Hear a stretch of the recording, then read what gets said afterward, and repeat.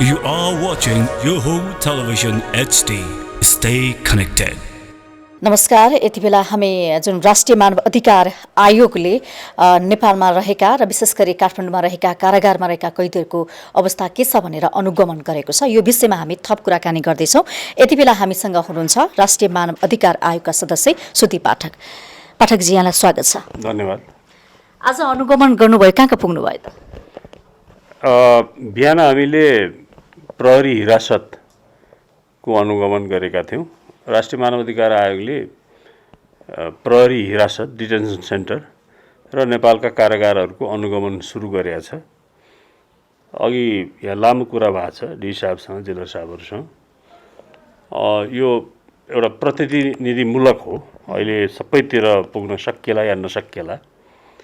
तर यस्तो कोरोनाको महामारीको समयमा राज्यद्वारा लकडाउन घोषणा गरिएको अवस्थामा यो रोगलाई नियन्त्रण गर्न नफैलियोस् भनेर र यसलाई जित्नका लागि जुन पद्धति अपनाइएको छ त्यसलाई सम्मान गर्दै, तैपनि यस्तो अवस्थामा जोखिममा रहेका नागरिकहरू हुन्छन्, मानिसहरू हुन्छन्। ती महिला हुनसक्छ, बालबालिका हुनसक्छ, ज्येष्ठ नागरिक हुनसक्छ, अपाङ्ग हुनसक्छ, जो बाहिर होलान्। तर विभिन्न कानुनहरूद्वारा राज्यद्वारा नियन्त्रणमा लिएका नागरिकहरूको अवस्था पनि जोखिममा हुनसक्छ भन्ने हेतुले टुङ्गोमा पुगेर यो विषयलाई चाहिँ हाम्रो गम्भीर ध्यान आकर्षण भएको हो। र हामीले लामो समयदेखि गृह मन्त्रालय, कारागार व्यवस्था विभागको डी साहबहरूसँग टेलिफोनमा संवादहरू गरिरहेछौँ। आज सबै यहीँ बसौँ र कसरी चाहिँ बन्दीहरूको सुरक्षा गर्न सकिन्छ कारागारभित्र र के गर्दाखेरिमा ठुलो सङ्ख्यामा बन्दीहरू रिहाई हुन सक्छन्, भित्र चाहिँ सोसल डिस्टेन्स अथवा दूरी कसरी मेन्टेन गर्ने, त्यो सम्भावना छ कि छैन भने चाहिँ उनीहरू बाहिर आउने अवस्थाको खोजी गरौँ। त्यो सर्वोच्चको हालसालै भएको फुल बेन्चको भर्डिकको आधारमा पनि हुनसक्छ, जो 425 जना 30 जना छुटिसकेको कुरा डी साहब राखिसक्नु भएको छ। त्यहाँ 19 वटा नेगेटिभ मुद्दाहरूको कुरो पनि छन्। तिनीहरूको बारे पनि नियमावली परिवर्तन गरेर भए पनि सोच्न सकिन्छ कि भन्ने हाम्रो धारणा हो। र धेरै मुद्दाहरू जहाँ जवानीमा या धरोटीमा या विभिन्न हिसाबले उनीहरूलाई अहिलेलाई बाहिर जाने वातावरण बनाउन सकिन्छ कि, वा ठुल्ठुला स्कुल, कलेज, होटेल या घरहरू निर्माण गरेर छुट्टै राख्न सकिन्छ। जे जसरी हुनसक्छ बन्दीहरूलाई अथवा कारागारभित्र रहेका मानिसलाई चाहिँ कोरोनाले नछोओस्, त्यो नछुनका निमित्त सरकारद्वारा भइरहेको तयारी अवस्था र सरकारले गरिरहेको कामको जानकारी लिने, विशेष गरी कारागारले, र त्यो नहोस् भन्नका लागि सरसल्लाह गर्ने, यी सबै कुरामा चाहिँ आज हामी यो केन्द्रीय कारागार जयसिदेवल आएका छौँ र यहाँ अहिले छलफल भइरहेछ। यस्तो कारागार चाहिँ उच्च जोखिममा छ भनिएको छ, तपाईँले अनुगमनको क्रममा त्यो पाउनुभयो कि पाउनु भएन कि छ? अब अहिले जेलर साहबले जसरी आन्तरिक व्यवस्थापन यहाँ बनाइएको छ, यो अहिलेसम्मको व्यवस्थापनमा चाहिँ त्यो जोखिमको सम्भावना छैन। तर भविष्यको भन्न सकिँदैन भन्ने जुन दृष्टिकोण राख्नु भएको छ, मलाई उचितै लागेको छ कि भित्र पानीको पर्याप्त मात्रा, साबुनहरू, ब्लकले चाहिँ एउटा स्ट्यान्डहरू मेन्टेन गरेको, अस्पतालहरूलाई चाहिँ क्रियाशील बनाइएको, डाक्टर लगायत स्वास्थ्यकर्मीहरू नियमित रूपमा रहेको, यहाँ भएका विद्यालय लगायत कारखानालाई समेत बन्दीहरू बस्ने ठाउँ बनाइएको। अहिले नयाँ आउने बन्दीहरू जो स्वास्थ्य उपचार गरेर आउँछन्, उनीहरूलाई चेक गरेर आउँछन् टेकुबाट, उनीहरूलाई भित्र राखिएको, चेक नगर्नेलाई चाहिँ छुट्टै राखिएको। त्यसैले अहिले यहाँ भएका साधन स्रोत र अवस्थालाई जाने बुझेसम्म हामीले चाहिँ एउटा वातावरण मिलाएका छौँ। तर भोलिको भन्न सकिँदैन भन्ने कुरा उठाएको छ। भोलिको भन्नाले जस्तो भित्र चामलहरू गइरहेछ, तरकारी गइरहेछ, नयाँ बन्दीहरू आइरहेछन्, अहिले नदेखिएला टेस्टमा, हिजो आज त अब 48 दिनपछि पनि देखिया छ। त्यो कतिपय लक्षण देखिँदैन। हो, त्यो चुनौती चाहिँ कारागारभित्र छ र त्यस्तो अवस्था आइपर्यो भने चाहिँ यसले राम्रो रूप लिँदैन। त्यसकारण नयाँ आउने बन्दीहरूलाई छुट्टै राख्नुपर्छ भन्ने चाहिँ मेरो बुझाइ छ। अहिले जति कुराकानी भयो सबै आधारमा नयाँ आउने बन्दी भित्र सुरक्षित छन् भने नयाँ मान्छे प्रवेश नगर्ना साथ त भित्र सुरक्षित हुने भए, फेरि मानिसको कारणले सर्दैन, अरू कारण थाहा छैन भन्ने तर्क पनि हामी गर्दैछौँ। तैपनि अब प्रयास चाहिँ भएको देखिया छ। यो प्रयासलाई अझ बढाउनु पर्छ जस्तो मलाई लागेको छ अहिले कुराकानी गर्दा। र चाहिँ नयाँ बन्दी जो अदालतले पठाउँछ त्यो नयाँ बन्दी चाहिँ पटक्कै प्रवेश गराउनु हुँदैन, अथवा उहाँहरूलाई छुट्टै राख्नुपर्छ। मलाई त्यो लागिरहेछ। होम क्वारेन्टाइनमा हो कि अथवा होइन, अब त्यो सरकारले बन्दीको रूपमा थुन्नलाई पठाइएको मानिसलाई त अब थुन्नै राख्नु पर्यो। त्यसका निमित्त सुरक्षा संयन्त्र राखेर त्यो जहाँ पनि हुनसक्छ। एउटा विद्यालय लिएर त्यसलाई चारैतिर, अब विद्यालयमा फेरि प्रश्न आउला होइन, प्रहरी र थुनुवा कक्ष बनाइयो भन्ने प्रश्न पनि उठ्ला। तर विशेष अवस्थामा जे पनि हुनसक्छ, कुनै स्थान हुनसक्छ, कुनै नयाँ स्थान खोजेर राख्नेतर्फ नेपाल सरकारले सोचोस्। यो जेलर साहब, डी साहब हरूको जुन सकारात्मक भावना छ त्यसलाई चाहिँ राज्यले निर्णय गर्नुपर्छ। मेरो विचारमा नेपाल सरकारले, माननीय गृहमन्त्रीज्यूले नेपाल अधिराज्यभरिको 72 वटा कारागार र त्यहाँ रहेका करिब 25,000 बन्दीहरूको हितमा चाहिँ तत्काल निर्णयहरू लिनुहुन्छ भन्ने हाम्रो विश्वास हो। सो हामी भीम उपाध्याय कुरा गरौँ न, उहाँको अवस्था कस्तो छ? उहाँले भेट्नु भएको छ कि छैन तपाईँले? हिरासतमा हामीले आज 2टा हिरासतहरूको अनुभव गरेका छौँ। त्यो हिरासतहरूमध्ये एउटा सोरखुट्टेको हिरासत पनि हो। उहाँ शारीरिक हिसाबले स्वस्थ हुनुहुन्छ। साँझ 8 बजे करिब पक्राउ परेको, 10 बजेतिर थुनुवा प्रहरी डिटेन्सन सेन्टरमा ल्याएको कुरा बताउनु भएको छ र म्याद थप भएको र आज अदालत जाने सम्भावना छ भनेर भन्नुहुन्थ्यो। अरू प्रकारको त्यहाँको सुविधाहरूमा कमी देखिएन। सबभन्दा ठुलो कुरा त अहिले उपत्यकाको प्रहरीले भरसक थुनुवाहरू नराखेको अवस्था रहेछ। सोरखुट्टेमा एक मात्र थुनुवा उहाँ मात्रै हुनुहुन्छ र उहाँलाई पानी, साबुन आदि इत्यादि त्यो सबै आन्तरिक व्यवस्थापन छ। अब त्यो मुद्दाको प्रक्रियामा भइरहेको कारणले गर्दा मैले यसका बारेमा धेरै बोल्न मिल्दैन। उहाँको केही जिकिर छ, अब ती वकिल साहबहरूले गर्नु होला। तर आज मुद्दा पेश हुने र एउटा टुङ्गोमा पुग्छ भन्ने चाहिँ उहाँको विश्वास थियो। सरकारको विरुद्ध आवाज उठाइएको भनेर ज्ञानेन्द्र सायद लगायतलाई पनि थुन्ने गरिरहेको छ सरकारले। यसलाई चाहिँ कसरी लिनुहुन्छ तपाईँ? यो के हो? अब मलाई चाहिँ के लागेको छ भने यो महामारी भनेको सबै मिलेर काम गर्ने बेला हो।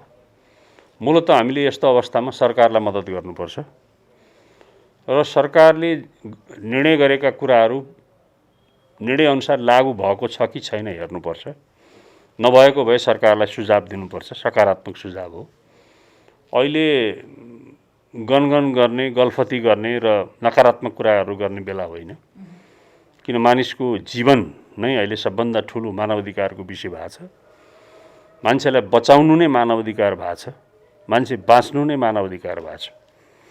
यो मानवाधिकारको यो विशिष्ट अवस्था हो। म यसमा आज धेरै कुरा गर्दिनँ, तर लामो तर्क गर्न सकिन्छ। यो अन्य कुनै इमर्जेन्सी जस्तो स्थिति पनि होइन। आन्दोलन, क्रान्ति, विद्रोह त छोड्नुहोस्, र ठुलो क्रान्ति, ठुलो इमर्जेन्सी पनि अवस्था होइन। एउटा भाइरसले मानव सभ्यतामाथि नै प्रश्न चिन्ह खडा गरेको छ र को कुन बेला मर्छ या मर्दैनन्, बाँच्छन्, त्यो भन्न सकिँदैन। अहिले बेलायतको महारानीदेखि प्रधानमन्त्रीसम्म बिरामी भएको अवस्था हो। सामान्य नागरिकदेखि सामान्य मानिसहरूसम्म पनि बिरामी भएको अवस्था हो। यस्तो अवस्थामा दुनियाँबाट हामीले के सिक्यौँ भने चीनदेखि अमेरिकासम्म, भारतदेखि बेलायतसम्मबाट हामीले सिकेको भनेको सरकारले नै काम गर्ने हो, सरकारले नै गर्ने हो। काम भनेको स्वास्थ्यकै हो प्रमुख। काम भनेको दैनिक जीवनको आवश्यकता, फुड, खाद्यान्न पुर्याउने हो। काम भनेको ल एन्ड अर्डर मेन्टेन गर्ने हो। यो तिनटै काम सरकारले गर्ने हो। त्यो कामको लागि सरकारलाई हामीले मद्दत गर्ने हो। नागरिकले पनि, पत्रकारले पनि। अब मेरो सोच हो, यो इन्डिभिजुअल, म जस्तो मानवाधिकार क्षेत्रमा काम गर्ने मान्छेले पनि र सकारात्मक आलोचना गर्ने हो। त्यो परिवेशमा सरकारको कामलाई टेवा पुर्याउनुपर्छ र राहत लगायतका चिजहरूलाई चाहिँ मैले सुरुमा पनि बोलेको छु 1 महिना अगाडि वान डोर सिस्टमबाट लैजानुपर्छ। मसँग केही सामग्री छ भने मैले अहिले सरकारलाई नै दिने हो, अथवा मैले के गर्न लाएँ भने सरकारलाई जानकारी गराएर गर्ने हो। एउटा कुरा त्यो हो। दोस्रो कुरा अब ज्ञानेन्द्र कार्की, ज्ञानेन्द्र साई लगायत तपाईँले उठाइहाल्नुभयो सचिवजी, उहाँहरूको सन्दर्भमा चाहिँ मेरो बुझाइ के छ भने सरकारले पनि अहिलेको अवस्थामा नागरिकका भावनालाई डाइलोट गर्ने मेकानिजम बनाउनुपर्छ। डाइलोट भनिन्छ नि, अवस्था हुन्छ होइन। सर हेरौँ न, म नाम लिन्न अहिले, यो पछिल्लो 3 हप्ताको ABCD भन्ने पत्रिका पढ्नुहोस् त, यो पछिल्लो 4 हप्ता जतिको सबै टेलिभिजन हेर्नुहोस् त, र एकजना पूर्व सचिवले लेख्नु भएको भन्दा ठुला कुरा राष्ट्रिय पत्रिकाले लेखेको छ है। र सडकमा खान पाइन मरे भन्ने नागरिकलाई खाद्यान्न पुर्याउन गएँ भनेर ज्ञानेन्द्रले चामल दिन्छन्, भात दिन्छन् भने त्यो नराम्रो कुरा होइन। कसरी बुझ्ने यसलाई? सरकारले त्यसलाई डाइलोट गर्न सिक्नु पर्यो। त्यसैले अहिले पूर्व सचिवजी जस्ता अभिव्यक्तिका कुरा गर्ने जो मानिसहरू हुनुहुन्छ उहाँहरूको अभिव्यक्तिलाई पनि अहिले रोक्न मिल्दैन र त्यसमा अब कानुनी प्रक्रिया अगाडि बढेको हिसाबले मैले अहिले धेरै कुरा गर्न मिल्दैन होइन। तर सरकारले यो अवस्थामा नागरिकको आवाज सुन्ने एउटा मेकानिजम हाम्रो सरकारसँग, सामान्य प्रधानमन्त्रीज्यूसँग एउटा यस्तो मेकानिजम हुनुपर्छ जहाँ देशभरिबाट आइरहेका गुनासाहरू, अप्ठ्याराहरू, आक्रोशहरूलाई त्यसलाई के भन्छ त्यसलाई छानबिन गर्ने र सन्देश प्रवाह गरिरहने। किनभने दोस्रो महायुद्धको त पढेका छन्, धेरैलाई ज्ञान पनि छ, मानिसहरू जीवितै छन्। यो महामारीमा सोचहरूमा पनि धेरै तापक्रम बढ्छ होइन। महामारी भन्नासाथ, भयावह भन्नासाथ मानुष कोशीमा म परेँ, बाढीमा बगायो, त्यो बेलामा मेरो हालत के हुन्छ? भयावह हुन्छ नि। मैले सही ढङ्गले सकिनँ भने म मर्छु, केही सकेँ भने बाहिर निस्किन्छु होइन। चाल मेरो चाल आउँछ। त्यसकारण चाहिँ मलाई के लाग्छ भन्दाखेरि अहिलेको अवस्थामा सरकारले नागरिकको आवाज सुन्नुपर्छ, सही कुराहरूलाई ग्रहण गर्नुपर्छ, खराब कुराहरूलाई डाइलोट गर्न सिक्नुपर्छ, सुझाव दिनुपर्छ। किनभने यो महामारीको अवस्था हो, मान्छेको दृष्टिकोणमा तापक्रम धेरै बढ्या हुन्छ अहिले विविध कारणले, म धेरै त्यसमा जान्न। तर त्यति हुँदाहुँदै पनि राज्य सरकार भनेको सरकार हो, सरकारले कानुन सम्मत ढङ्गले व्यवहार र शासन चाहिँ गर्नुपर्छ। यस्तो यो छलफल गरिरहँदाखेरि यहाँ के भयो भने कतिपय कैदीहरूले हामीलाई घर जान पाऊँ भन्ने कुराहरू पनि उठाउनु भएको छ भन्ने कुरा पनि आयो। यसमा चाहिँ अब तपाईँहरूले के पहल गर्नुहुन्छ? उहाँहरू घर जान उचित छ कि छैन, के छ? मूल कुरा चाहिँ के हुन्छ भन्दाखेरि अहिले भइरहेको व्यवस्थापनको बारेमा हामीले जानकारी लियौँ। यो देशमा कानुन हुन्छ, त्यो कानुन अनुसार उहाँहरूमाथि निर्णय भएको हो, त्यो निर्णय अनुसार उहाँहरू बस्नु भएको छ। त्यसलाई रुल्स अफ ल भनिन्छ, कानुनको शासन। कानुनको शासन तोडिने कार्य कसैले पनि गर्नुहुन्न। कानुनी प्रक्रियाबाटै उहाँहरूलाई अहिले मद्दत गर्नुपर्छ। जहाँ नियम र नियमावलीले नदिइरहेका कुराहरूलाई त्यसलाई विशेष अवसर, कोरोना भाइरसको विशेष कारणले, महामारीको कारणले आज हामीले यो निर्णय गऱ्यौँ भनेर सरकारले भन्न सक्छन्। निर्णय नगरी, कानुन परिवर्तन नगरी त अब सम्भव छैन। हुकुमको शासन त होइन यो होइन। लोकतन्त्र भनेको रुल्स अफ ल हो। मैले चाहिँ मैले विशेष अवसर भनिरहेको छु। यो महामारीको विशेष परिस्थितिलाई ध्यान राखेर सरकारले निर्णय गर्नुपर्छ। त्यस विषयमा हामी सरकारको ध्यान आकर्षण गर्छौँ। सरकारले गरेको तयारी गरेको कामहरू पर्याप्तता छ कि छैन यो कोभिड-19बाट बच्नको लागि, बचाउनको लागि?